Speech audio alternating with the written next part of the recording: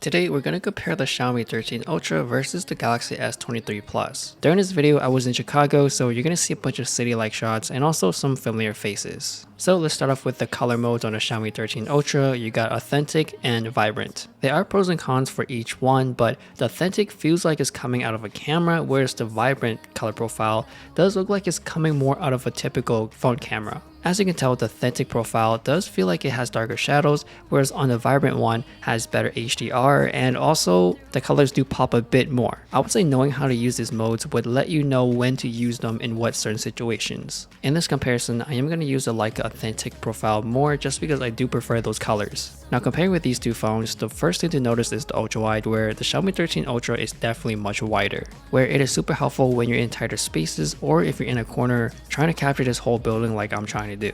For the quality, I think they are both very similar for the most part, especially during daytime. Of course, when you reach to the telephoto stage, the Xiaomi 13 Ultra is definitely much better because it has the longer focal length. It can zoom all the way up to 120, and of course with the 5x optical zoom.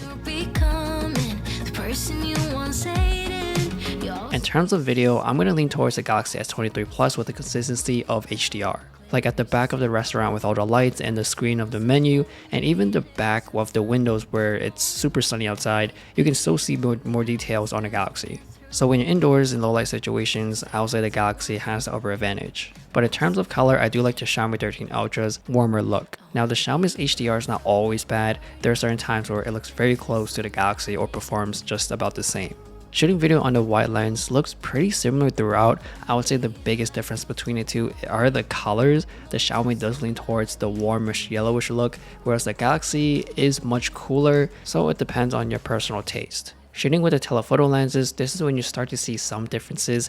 I would say 3x is pretty close to each other. Of course the coloring is different here. I do prefer the Xiaomi with the warmer look, and it's just a bit brighter on the skin. Once you're in 5x, this is where you can see more differences. It's definitely much clearer on the Xiaomi and less processed look or digital look. And also you can see some background blur on the Xiaomi, whereas the Galaxy, it doesn't look that clean. Now at nighttime, definitely I'm gonna give it to the Galaxy in terms of just stabilization, where you can see less marker jitters. So if you're pointing things with a light source, it's less blurry than the Xiaomi. So for more of the consistent sharper look when you're walking around, I'm gonna hand it to the Galaxy. Since the Xiaomi do have a variable aperture, you can set it at 1.9 or f4.0. You can choose between having a blurry background or not. So since the Xiaomi do have an 1-inch sensor, you can take advantage of that by getting a blurry background easier just by getting up close to certain objects. Now that's not always what you want, like taking close-up of food where you want everything in focus, more like on the Galaxy S23 Plus. So this is the perfect time to use the f4.0 to get most of the things you want in focus. Which I didn't do here, but I wish I did.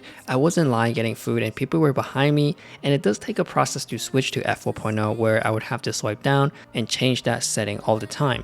Now before the first camera update, I remember there was a button on the lower left where you can see or change the variable aperture quickly just by pressing one button instead of swiping down. Now since Joshua Vergara was on this trip, I did see his Xiaomi 13 Ultra as well, which he did not update, which is a smart move because I do like that shortcut button there. I don't know why Xiaomi took it away. Now going back to the Leica authentic color profile, I already know the shadows are going to be darker in the picture, so when I'm in darker situations, I don't think it's going to be as good to shoot in this color profile, especially when you're in the shadows and you have bright backgrounds, because it may be overexposed.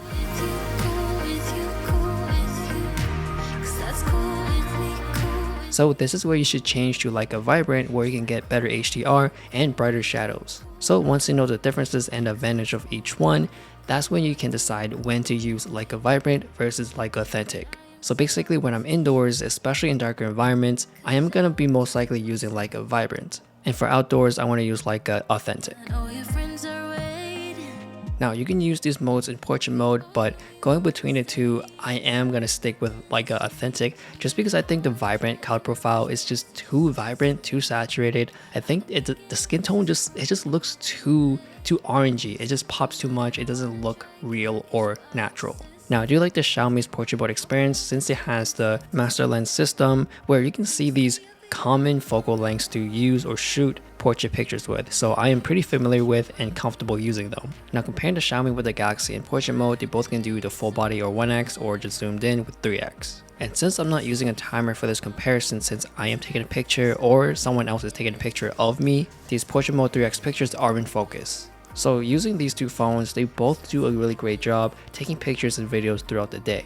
And with the camera experience on both, I'll say the Galaxy seems to be more simple to use since it's more point and shoot, and the Xiaomi, it does give you a lot more options and let you choose what you like, especially once you know certain things or when you're in certain scenarios, you know what specifically to use or use more of. So let me know what you guys think about these two phones and how they perform, and also if you want to see the Xiaomi 13 Ultra versus the iPhone 14 Pro, I'll put that up right now. Thanks for watching and I'll see you guys later.